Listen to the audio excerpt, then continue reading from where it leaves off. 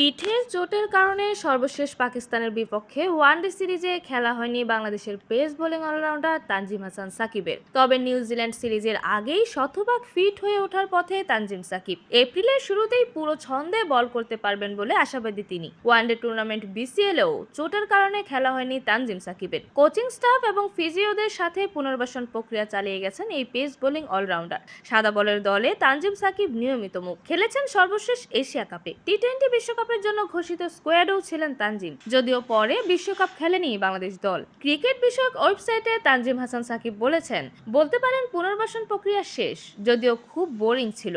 আমি এখন 70 থেকে 80% ইন্টেন্সিটিতে বল করছি। আশা করছি 4 সেশন পরে 100% ইন্টেন্সিটিতে বল করতে পারবো।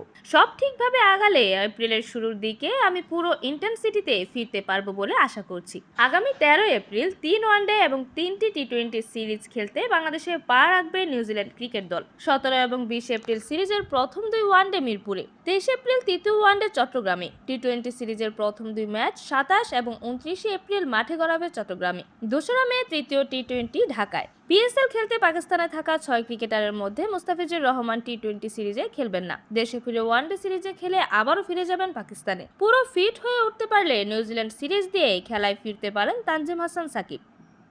এরকমই যে কোনো খেলার আপডেট সবার আগে পেতে অবশ্যই চ্যানেলটি সাবস্ক্রাইব করে রাখুন। ধন্যবাদ। প্লেবাজ নিউজ।